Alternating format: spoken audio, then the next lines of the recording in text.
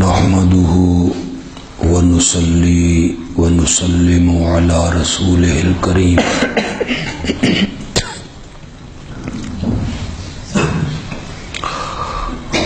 وعلى آله وأصحابه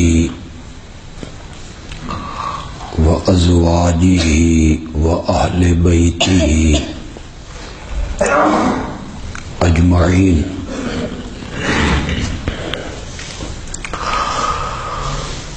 أما بعد فأعوذ بالله من الشيطان الرجيم. بسم الله الرحمن الرحيم.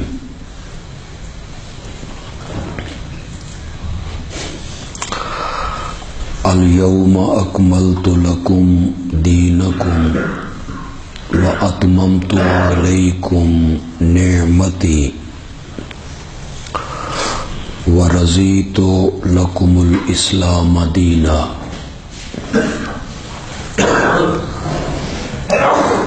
اللهم صل على محمد وعلى آل محمد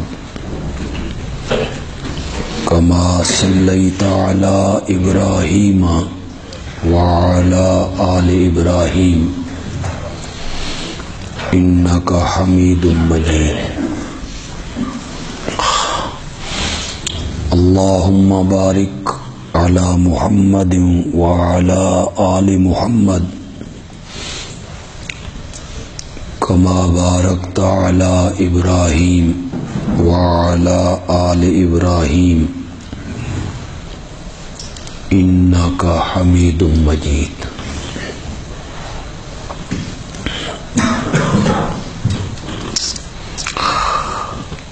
ختم نبوت کے عنوان اور موضوع پہ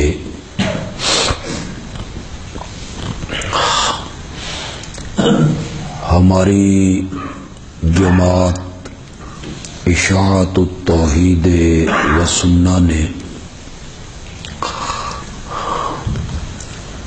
شہر کی مختلف مساجد میں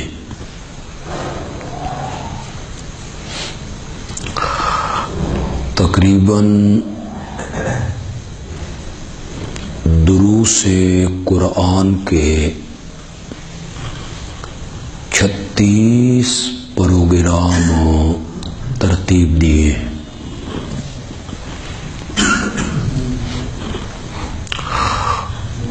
ان میں سے 8 پروگرام جو مرکزی پروگرام تھے ان 8 پروگراموں میں میری حاضری ہوئی اور یہ ان 8 پروگراموں میں آخری پروگرام ہے.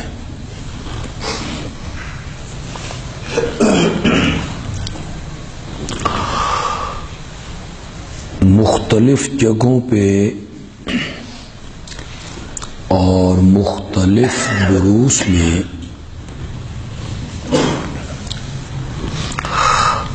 ہم نے یہ عوام کو سمجھایا کہ ختم نبوت کا مسئلہ اور ختم نبوت کا عقیدہ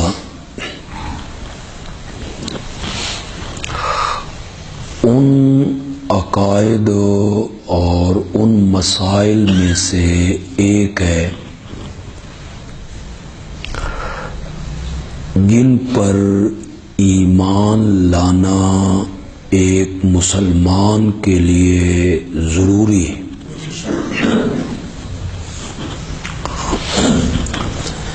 جس طرح کوئی آدمی اللہ کی الوہیت کو مانے، اللہ کی معبودیت کو مانے کہ میں اللہ کے سوا کسی کو الہ اور معبود نہیں مانتا، یہ اقرار کرے لیکن وہ انبیاء کی رسالت کو نہ مانے تو اسے مسلمان کہلانے کا حق نہیں ہے۔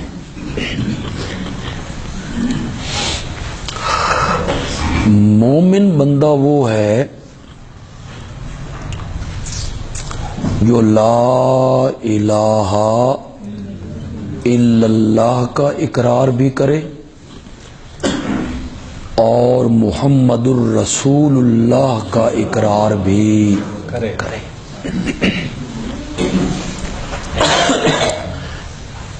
اسی طرح ایک آدمی جو اللہ کو الہ مانے، اللہ کو معبود مانے، لا الہ الا اللہ کا اقرار کرے،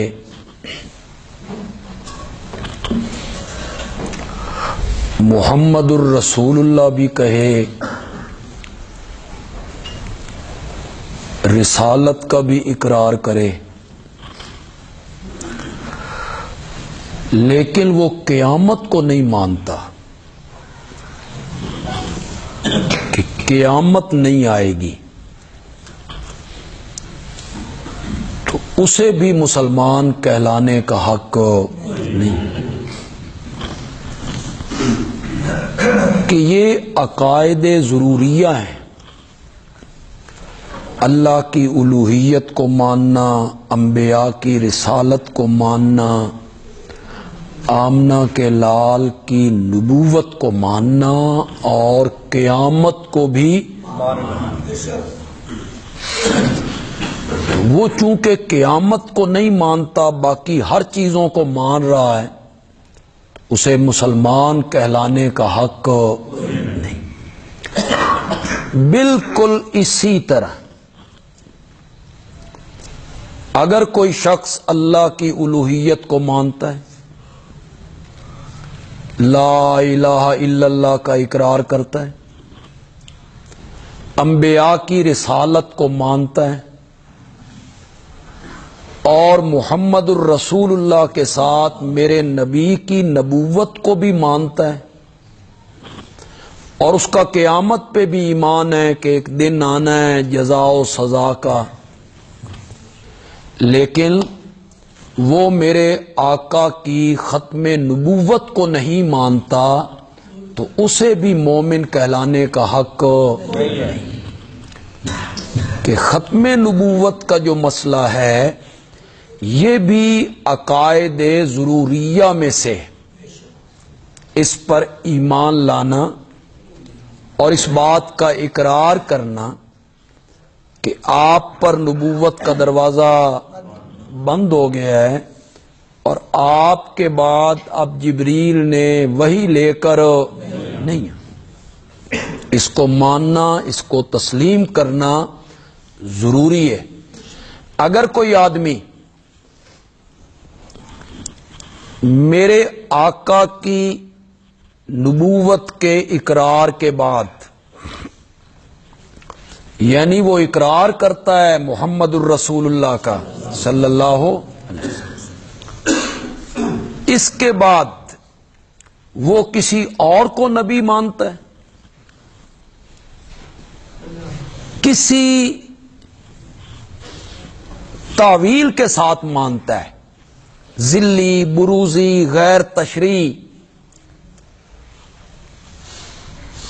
اس نبی کے اقرار کے بعد اسے یہ حق بھی حاصل نہیں ہے کہ وہ اپنے آپ کو امت محمدیہ کا فرد شمار کرے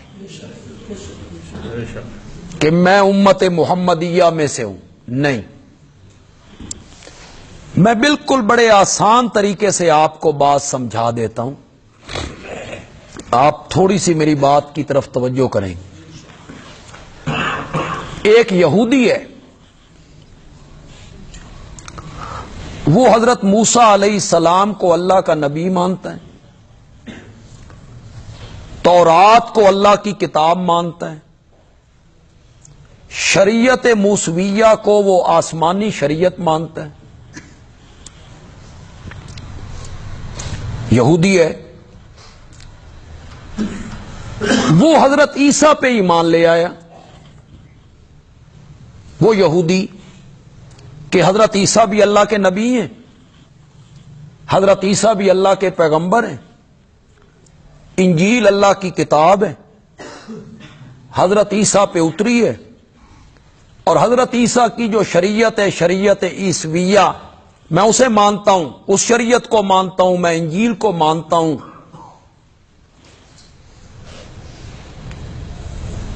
تو یہ اب کیا ہو گیا؟ عیسائی ہو گئے.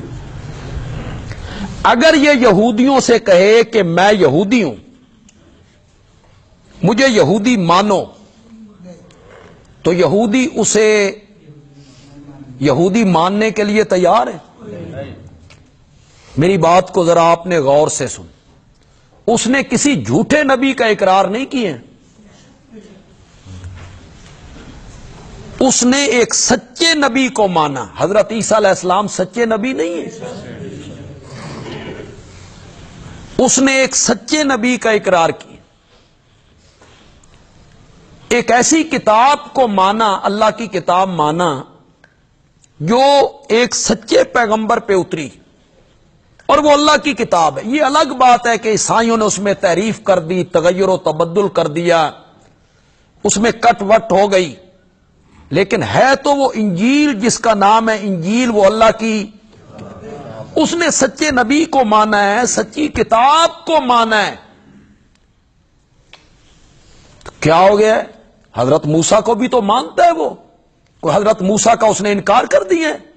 نہ حضرت موسیٰ کا اس نے انکار کیا ہے، نہ تورات کا اس نے انکار کیا ہے. تم اسے یہودی کیوں نہیں مانتے ہو؟ اسے مانو نا یہودی. تو یہودی کہیں گے کہ حضرت موسیٰ کے بعد ایک اور نبی کا جب اس نے اقرار کیا تو ہماری امت سے نکل گیا. اب وہ یہودی نہیں رہا، اب وہ کیا ہو گیا؟ عیسائی. اور اگر یہ آدمی جو حضرت عیسیٰ علیہ السلام کو مانتا ہے، انجیل کو مانتا ہے، حضرت عیسیٰ پر ایمان لاتا ہے، وہ حضرت محمد الرسول اللہ صلی اللہ علیہ وسلم کا اقرار کر لیتا ہے کہ یہ اللہ کے رسول ہیں، اللہ کے نبی ہیں، سچے ہیں، اور قرآن اللہ کی کتاب ہے، اور اس نے پہلی ساری کتابوں کو منسوخ کر دیا ہے. وہ میرے نبی کا کلمہ پڑھ لیتا ہے، قرآن کو مانتا ہے. تو اب وہ عیسائی سے کیا ہو گیا؟ مسلمان. اب وہ دوسری امت میں آ گئے. اب اگر وہ عیسائیوں سے کہے کہ مجھے عیسائی مانو، تو مانتے ہیں وہ؟ کیوں؟ اس نے کوئی حضرت عیسیٰ کا انکار کر دیا ہے؟ نہ اس نے حضرت عیسیٰ کا انکار کیا ہے، نہ اس نے انجیل کا انکار کیا.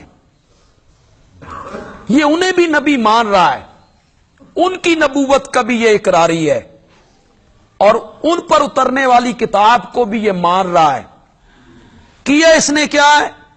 حضرت عیسیٰ کے بعد آنے والے ایک سچے نبی پر یہ ایمان لایا ہے. تو یہ اب عیسائی نہ رہا، اب اس کا نام کیا پڑ گیا؟ مسلمان. اب عیسائیوں کو کہو کہ اسے عیسائی مانو، وہ نہیں مانتے.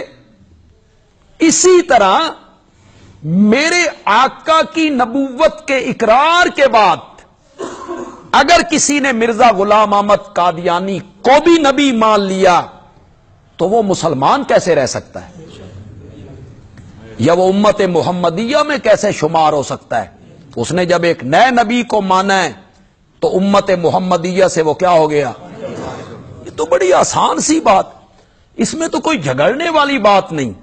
اسی لیے ساری امت کا، صحابہ سے لے کے آج تک امت مسلمہ، ان کے علماء کا اس بات پر اتفاق ہے، ایک آدمی بھی اس سے اختلاف نہیں کرتا امت کا، کہ میرے آقا کے بعد اگر کسی نے کسی کو نبی مانا تو وہ دائرہ اسلام سے کیا ہے؟ پوری امت کا اس بات پہ کیا ہے؟ اجماع ہے، اکٹھ ہے۔ سب سے پہلے اکٹھ ہوا صحابہ کا، مسیلمہ کذاب کے مقابلے میں۔ اس نے نبوت کا دعویٰ کیا تھا۔ علامہ ابن کثیر نے البدایہ والنہایہ میں لکھا کہ مسیلمہ یہی کلمہ پڑھتا تھا، لا الہ الا اللہ ہو،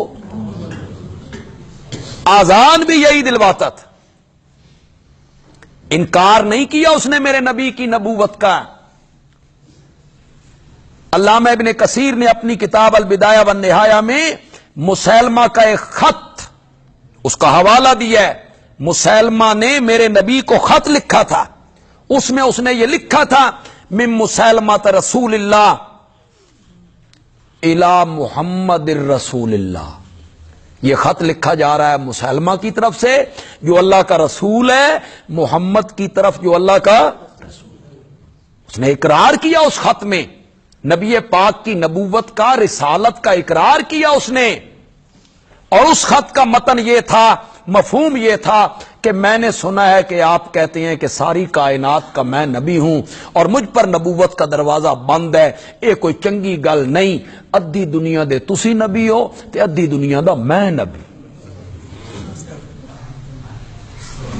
وہ کوئی انکار تو نہیں کر رہا تھا، میرے نبی کی نبوت کا وہ منکر بھی نہیں تھا، آیا بھی تھا میرے نبی کی محفل میں وہ۔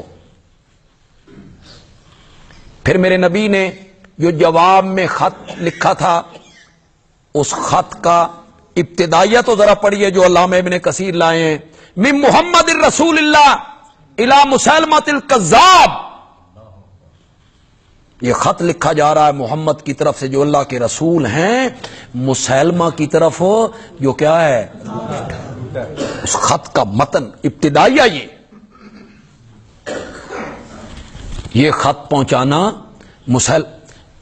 مسیلمہ کا بندہ تو خط پہنچا گیا اس لیے کہ یہ دربار محمد عربی کا تھا صلی اللہ، جس میں سفیروں کی قدر کی جاتی، قاصدوں کی قدر کی جاتی تھی، سفیروں کو قتل نہیں کیا جاتا تھا۔ لیکن یہ خط لے کے کون جائے مسیلمہ کے دربار میں؟ اس نے تو آگ بگولا ہو جانا تھا یہ سن کے، جس کے خط کا متن یہ تھا کہ تم جھوٹے ہو، ساری کائنات کے لیے اللہ نے مجھے نبی بنا کے بھیجا ہے، تم جھوٹ بولتے ہو۔ آپ نے فرمایا کون لے کے جائے؟ مسجد نبوی کے دروازے پر 20 سال کا ایک انصاری نوجوان کھجوریں بیچتا تھا، اس کا نام تھا حبیب۔ وہ کھڑا ہو گیا، اس نے کہا یا رسول اللہ میں لے کے جاؤں۔ وہ خط لے کے گیا اور مسیلمہ کے دربار میں پہنچا، اور عین جب وہ تخت پہ بیٹھا ہے اس نے خط مسیلمہ کے حوالے کیا۔ وہ شان و شوکت تھی اس کی، ایک تخت تھا، لوگ تھے، خادم تھے، ہاتھ باندھ کے کھڑے ہوتے تھے۔ حبیب پہلے تو حیران ہوا، اس نے تو میرے نبی کا دربار دیکھا ہوا تھا جو چٹائی پہ بیٹھا ہے، چٹائی پہ بیٹھا ہے، کوئی گاؤ تکیہ نہیں، کوئی تخت پوش نہیں، کوئی رنگین چارپائی نہیں، کوئی ایسا ماحول نہیں کہ آگے صحابہ یوں کر کے کھڑے، نہ آنے والوں کو پتہ نہیں چلتا تھا ان میں مالک کون ہے، غلام کون۔ ان میں نبی کون ہے، امتی کون ہے، مرشد کون ہے، مرید کون ہے؟ آنے والوں کو پوچھنا پڑتا تھا تم میں محمد کون ہے بھائی صلی اللہ علیہ وسلم۔ یہ تھا میرے نبی کا دربار۔ یہ جو آج کل آپ دیکھتے ہیں نا گاؤ تکیے اور رنگین چارپائیاں اور تخت پوش اور یہ گدی نشین، یہ اصل میں گدی نشین ہے، اور آگے مرید غلام بن کے کھڑے ہیں۔ پیٹھ نہیں کرنی، پیچھے ہٹنا ہے تو یوں پچھلے قدموں سے ہٹنا ہے، اور پرے آ رہے ہیں مرید اور سر پاؤں میں رکھ رہے ہیں۔ پھر دوسرا مرید آیا، اس نے سر پاؤں پہ رکھا اور اوپر سے پیر صاحب اسے تھپکیاں دے رہے ہیں۔ میں آپ کو ایک حدیث سناؤں، آپ حیران ہو جائیں۔ میرے آقا تشریف لائے، صحابہ کھڑے ہو گئے۔ کھڑے نہیں ہو جاتے بندے، بڑا بندہ آئے تو کھڑے ہو۔ آپ نے فرمایا یہ کیا اجمیوں کا طریقہ تم نے اپنا رکھا ہے؟ آئندہ میں محفل میں آؤں تو میرے لیے کھڑا نہ ہوا۔ یہ ہے شریعت، یہ ہے دین۔ انہوں نے کہا شریعت اور ہوتی ہے، طریقت اور ہوتی ہے۔ کیوں؟ شریعت کے خلاف کیا چیز ہوتی ہے؟ شریعت اور ہوتی ہے، طریقت اور ہوتی ہے۔ جو طریقت شریعت کے خلاف ہے اس طریقت پہ لعنت ہے۔ وہ کیا طریقت ہوئی جو شریعت کے خلاف ہو، جو میرے نبی کے اسوہ کے خلاف ہو؟ یہ کوئی طریقہ نہیں تھا میرے نبی کے دربار کا، وہ بڑا سادہ سا طریقہ تھا۔ حضرت ابو ہریرہ کو بلایا، ان کو بھوک لگی ہوئی تھی، گھر سے دودھ منگوایا، اصحاب صفہ کو بلایا اور ابو ہریرہ سے کہا ان کو پلا۔ وہ سارے صفہ والے پی گئے، پھر ابو ہریرہ پی گئے، سب سے آخر میں میرے نبی نے پیا۔ یہ طریقہ تھا۔ پہلے مریدوں نے پیا، پہلے مریدوں نے پیا اور مرشد نے سب سے آخر میں۔ یہ کیا آدمیوں کا طریقہ ہے؟ ہاں؟ ایک ٹوپا سا سر پہ رکھا ہوا ہے، بندہ لگتا پتہ نہیں ترکی چو آئیں کتھوں آئیں۔ ٹوپا سا سر پہ ہے، ایک جبہ سا پہنا ہوا ہے، الگ سی ایک تصویر بنائی ہوئی ہے، الگ سی ایک شکل بنائی ہوئی ہے، مختلف رنگوں کی پگڑیاں ہیں، پھر گلے میں اور دوپٹہ ڈالا ہوا ہے۔ شریعت میں ان چیزوں کی کوئی گنجائش نہیں ہے، کوئی گنجائش۔ باہر سے آنے والے کو پتہ ہی نہیں چلتا ان میں نبی کون ہے، امتی کون ہے۔ وہ دیہاتی آیا تھا، حدیث میں آتا ہے، اس نے آ کے پوچھا تم میں محمد کون ہے؟ وہ تحقیق کرنے کے لیے آیا تھا۔ صحابہ نے پوچھا یہ بیٹھے ہیں۔ اس نے میرے نبی کے چہرے پر انوار کو دیکھا اور دیکھ کے فوراً کہتا ہے مجھے کعبہ کے رب کی قسم ہے یہ چہرہ جھوٹے کا تو نہیں ہو سکتا۔ اس نے کلمہ پڑھ لی، پھر اس نے بے تکلف میرے نبی سے باتیں کر لی۔ صحابہ بے تکلف بات کر لیا کرتے تھے۔ آپ میں جو پڑھے لکھے لوگ ہیں یا تاریخ کی کتابیں جانتے ہیں یا سیرت کی کتابیں پڑھتے ہیں، پڑھو نا تاریخ اور سیرت کی کتابیں۔ جب نبی پاک کسی لشکر میں کسی جماعت میں چلا کرتے تھے، صحابہ آگے آگے چلتے تھے، میرا نبی سب سے پیچھے چلا کرتا۔ کیوں؟ آگے چلنا تکبر کی علامت، سرداری کی علامت ہے، اور میرا نبی تکبر سے پاک تھا۔ تو جب آپ پیچھے چلتے تھے تو اگلے صحابہ کیسے چلتے ہوں گے؟ پیٹھ کے بل چلتے تھے۔ تم نے نیا طریقہ بنا دیے، تم نے نئے آداب مقرر کیے ہیں۔ آداب کوئی الگ ہوتے ہیں، شریعت نے آداب مقرر کیے ہیں۔ تیرے پاؤں پہ ایک آدمی جھک رہا ہے، تو اس کی پیٹھ پہ تھپکی دے رہا ہے۔ منع کر اسے کہ یہ شریعت کے خلاف ہے، شریعت اس کی اجازت نہیں دیتی۔ پیشانی جھکانی ہے تو صرف ایک ہستی ہے، ایک ذات ہے، اس کے سوا کوئی نہیں۔ اللہ اکبر، اللہ اکبر۔ حبیب نے تو یہ دربار دیکھا تھا، آج حبیب نے دیکھا یہ کیسا نبی ہے، اس کا دربار دیکھو، کپڑے دیکھو، لباس دیکھو۔ وہ عیسائیوں کا جو وفد میرے نبی کو ملنے کے لیے آیا تھا، نجران کا وفد، اس میں علماء بھی تھے، ان کے پیر بھی تھے، تو صحابہ کہتے ہیں ان کے کپڑے، جبے، پگڑیاں دیکھ کے ہم حیران ہو گئے۔ صحابہ اب صحابہ ہوتے نا انہاں دے ٹوپے ویکھ دے انہاں دی توپاں ویکھتے جڑے جبے پاندے نے. حبیب نے خط دیا جا کے مسلمہ کو, مسلمہ نے خط پڑھا, آگ بگولا ہو گیا. آگ بگولا ہونا چاہیے تھا, اسے کذاب لکھا گیا تھا, تم جھوٹے ہو. آگ بگولا ہوا نا, اور کوئی جملہ اس کی زبان سے میرے آقا کی توہین کے متعلق نکلا نا. حبیب نے کہا زیادہ بکواس نہیں کرنی, کیا تو جھوٹا نہیں ہے؟ اگر انہوں نے تجھے جھوٹا لکھ دیا تو کیا ہو گیا؟ اب پہلے درباریوں کو پتا نہیں تھا کہ خط میں کیا لکھا ہوا.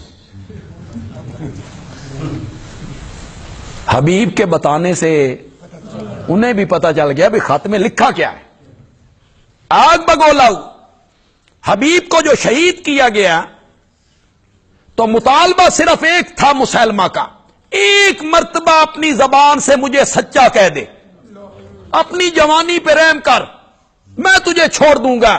حبیب نے کہا خون کا آخری قطرہ بہا سکتا ہوں, محمد عربی کی بات کو جھٹلا نہیں سکتا ہوں. جو میرے نبی نے کہہ دیا ہے پتھر پہ لکیر ہو گیا, تو جھوٹا ہے اس لیے کہ میرے نبی نے کہا ہے صلی اللہ علیہ وسلم.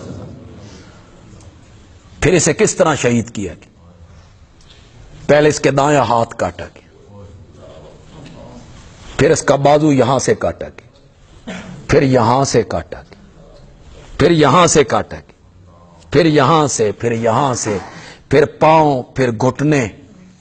ہر عضو کاٹنے کے بعد مسلمہ کا ایلچی پوچھتا تھا ایک مرتبہ سچا کہہ دے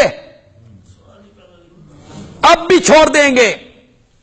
اور حبیب ہر مرتبہ کہتا تھا دنیا کی ہر بات غلط ہو سکتی ہے, محمد عربی کی بات غلط نہیں ہو سکتی. جو انہوں نے کہہ دیا ہے وہ پتھر پہ لکیر صلی اللہ علیہ وسلم. تو وہ میرے نبی کو نبی مانتا تھا, اذان میں اشہد ان محمد رسول اللہ کہلاتا تھا. تو جب اس نے نبوت کا دعویٰ کیا پھر میرے نبی پاک کا انتقال ہو گیا, تو بولو جتنے پڑھے لکھے لوگ ہو یا تاریخ و سیرت کی کتابیں پڑھتے ہو, بولو صحابہ نے مسلمہ سے یہی کہا تھا آ ساڈے نال مناظرہ کر, آ ٹیبل ٹاک کریے, تو اپنی نبوت دیاں دلیلاں دے, اسا ثابت کریے کہ تو جھوٹا, آؤ مناظرہ کریں, مباحثہ کریں. نہیں, نہ مناظرہ, نہ مباحثہ, نہ دلائل. حضرت سیدنا صدیق اکبر رضی اللہ تعالی عنہ نے فیصلہ کیا یا دھرتی پر محمد کے غلام رہیں گے یا تو رہے گا. میری تلوار تیرا فیصلہ کرے. صحابہ کا لشکر ترتیب دیا, 1200 صحابہ اس غزوے اس جنگ میں شہید ہوئے. کتنے؟ 1200. میرے نبی پاک کے زمانے میں جتنی جنگیں لڑی گئیں شہداء کی تعداد شاید 300 بھی نہیں بنتی, ساری جنگوں. اور یہاں ایک جنگ میں 1200 صحابہ نے جان کا نذرانہ پیش کیا کہ جھوٹے مدعیان نبوت کا کلا کما ہونا چاہیے. امت کا اتفاق ہے اس بات پر, سب سے پہلے صحابہ نے اتفاق کیا, سارے صحابہ نے اتفاق کیا اس بات پر کہ جو ہمارے نبی کے بعد نبوت کا مدعی ہے اس کا فیصلہ تلوار سے ہوگا, وہ مسلمان کہلانے کا حقدار نہیں. پوری امت کا اتفاق ہے اس بات. امام اعظم امام ابو حنیفہ رحمت اللہ بڑے محتاط ہیں فتویٰ لگانے میں. اب تو فتوے کی بھی مشینیں کھل گئی ہیں. اب تو جس کی زبان پہ جو آتا ہے وہ فتوے لگاتا چلا جاتا. ممبر رسول پہ گندی زبان استعمال ہوتی, بازاری زبان استعمال ہوتی.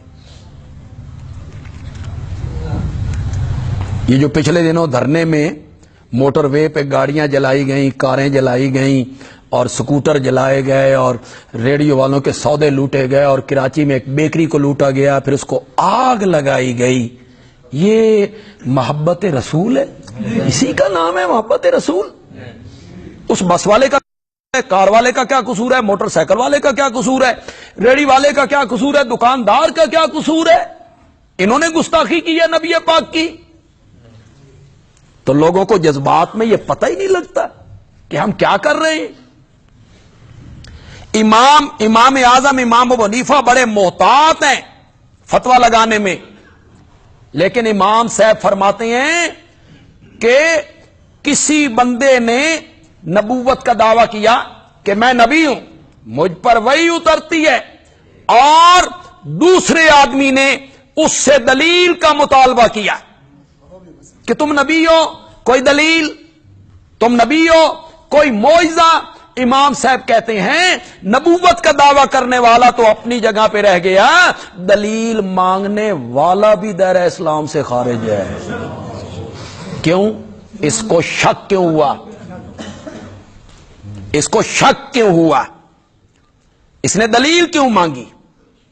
کہ مسئلہ ایسا تھا، اس پر دلیل قائم کرنے کی کوئی ضرورت نہیں کہ جو آدمی میرے نبی کے بعد نبوت کا مدعی ہو وہ دائرہ اسلام سے کیا ہے؟ سارے صحابہ کا اس پر اتفاق تھا. امام اعظم کا قول میں نے آپ کے سامنے پیش کیا. پاکستان کی پارلیمنٹ نے سن 1974 میں پیپل پارٹی کی حکومت میں، جب ذوالفقار علی بھٹو صاحب وزیر اعظم تھے، تو پارلیمنٹ نے مرزائیوں کے خلیفہ کو بلا کے اسے پوری طرح صفائی کا موقع دیا. ہاں، یہ نہیں ہے کہ صفائی کا موقع نہیں دیا اور فیصلہ کر دیا پارلیمنٹ نے، نہ. کئی دنوں تک یہ بحث چلتی رہی پارلیمنٹ میں. حضرت مولانا مفتی محمود تھے رحمت اللہ، بریلوی مکتب فکر کے شاہ احمد نورانی تھے، وہ قومی اسمبلی کے ممبر تھے. یہ سارے لوگ وہاں تھے، موقع دیا گیا. اور جب مرزائیوں کے نمائندے نے پارلیمنٹ میں وہ آیا، اس کی سفید داڑھی تھی، سر پہ اس نے پگڑی باندھی ہوئی ہے، روشن اس کا چہرہ ہے. تو ممبر ایک دوسرے کو کہتے ہیں یہ بھی کافر نے، یہ نحمدہ و نصلی علی رسول الکریم سے بات کو شروع کرتا ہے، نبی پاک کا تذکرہ کر رہا ہے، تو یہ کافر ہیں. خسر پسر شروع ہو گئی. اس کی گفتگو جب ہوئی تو لوگوں نے کہا یہ تو آپ کو خاتم النبیین بھی مار رہے ہیں، نبوت کے اقراری بھی ہیں، 5 وقت کی نماز، رمضان کے روزے، بیت اللہ کا حج، مال کی سب کچھ مانتے ہیں، قرآن کو اللہ کی کتاب مار رہے ہیں، یہ بھی کافر ہیں. پھر علماء نے وہاں بحث کی. میں آپ کو ایک لطیفے کی بات سنوں. ہمارے دیوبند کے ایک عالم تھے، وہ بھی قومی اسمبلی کے ممبر تھے، مولانا غلام غوث ہزاروی. وہ بھٹو صاحب کے بہت قریب تھے. مفتی محمود صاحب سے ان کا اختلاف ہو گیا تھا اور وہ بھٹو صاحب کے قریب ہو گئے. تو بھٹو صاحب ان سے کہنے لگے کہ میں تو مرزائیوں کو غیر مسلم اقلیت قرار دلوانے کے حق میں ہوں، لیکن میری بیوی نصرت بھٹو نہیں مندی. وہ کہتے یہ کیسے کافر ہیں؟ کلمہ پڑھتے ہیں، قرآن مانتے ہیں، قبلہ مانتے ہیں، کعبہ مانتے ہیں، 5 وقت کی نماز پڑھتے ہیں، اذان دیتے ہیں، اشہد ان محمد رسول اللہ کہتے ہیں، چہرے پہ سنت رسول ہے، یہ کیسے کافر ہیں؟ وہ نہیں مانتی، اس نو سمجھاؤ.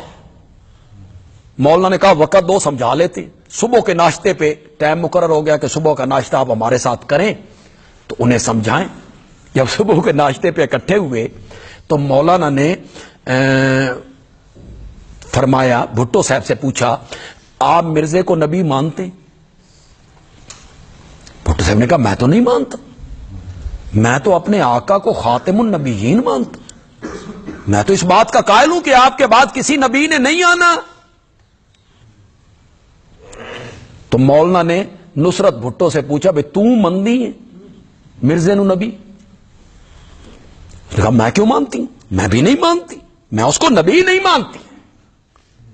تو مولانا غلام غوث داروی نے مرزا غلام احمد قادیانی کی ایک کتاب نکالی اور بھٹو صاحب کے سامنے اور نصرت بھٹو کے سامنے رکھی، پڑھو اسے، جس میں مرزا غلام احمد قادیانی نے لکھا جو مجھے نہیں مانتے وہ جنگل کے سور ہیں، ان کی عورتیں کتیاں ہیں، اولاد البغایا، بغایا کہتے ہیں کنجریوں کو، جو مجھے نہیں مانتے وہ کنجریوں کی اولاد ہیں۔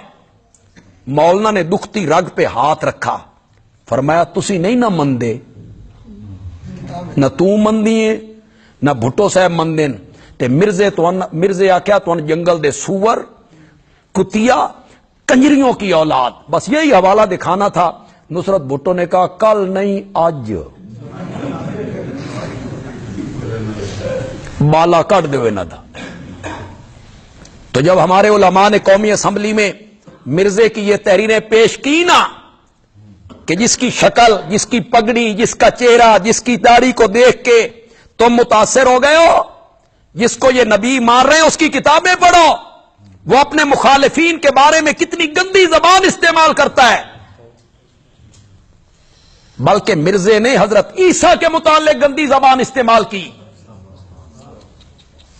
حضرت عیسیٰ کی والدہ اور حضرت عیسیٰ کی نانیاں سب کنجریاں تھیں، یہ لفظ استعمال کیا اس نے۔ نہ ماننے والوں کو اس نے گالیاں نکالی، کتنے صفحے اس نے سیاہ کر دیے لعنت لعنت لعنت لعنت لعنت لعنت کر کے، کتنے صفحوں پہ یہی لکھتا چلا گیا کہ جو مجھے نہیں مانتے ان پر اتنی بار لعنت۔ یہ پارلیمنٹ میں پوری بحث ہوئی، دونوں طرف کے دلائل سامنے آئے، اس کے بعد متفقہ طور پر ہماری پارلیمنٹ نے فیصلہ کیا کہ مرزائی جو ہیں چاہے وہ قادیانی ہوں یا لاہوری ہوں وہ دائرہ اسلام سے کیا ہیں؟ خارج، وہ اپنے آپ کو مسلمان نہیں کہلا سکتے۔ یہ پھر اصطلاحات استعمال کرتے تھے، مرزے کی بیوی کو ام المومنین اور اس کے مسند پہ بیٹھنے والوں کو خلیفہ، خلیفہ اول، خلیفہ ثانی، تو پھر آذان، کلمہ، پھر سن 1985-84 میں جنرل محمد ضیاء الحق صاحب کی حکومت میں ایک اور آرڈیننس پاس ہوا کہ یہ مسلمانوں کی اصطلاحات استعمال نہیں، غیر مسلم جو ہے ان کا کیا تعلق ہے قرآن سے، ان کا کیا تعلق ہے کلمے سے، ان کا کیا تعلق ہے نماز سے، ان کا کیا تعلق ہے مسجد، یہ اپنی عبادت گاہ کو مسجد نہیں کہہ سکتے، یہ کلمہ نہیں پڑھ سکتے، یہ لکھ نہیں سکتے کلمہ۔ یہ جنرل صاحب کے زمانے میں یہ آرڈیننس پاس ہوا، تو حضرت صدیق اکبر رضی اللہ تعالی عنہ سے لے کر پاکستان کی پارلیمنٹ تک سن 1974 اور 85-86 متفقہ فیصلہ ہے امت مسلمہ کا کہ جو آدمی میرے نبی کے بعد نبوت کا دعویٰ کرے گا وہ دائرہ اسلام سے کیا ہے؟ اللہ تعالیٰ عمل کی توفیق عطا فرمائے۔ الحمدللہ رب العالمین والصلاۃ والسلام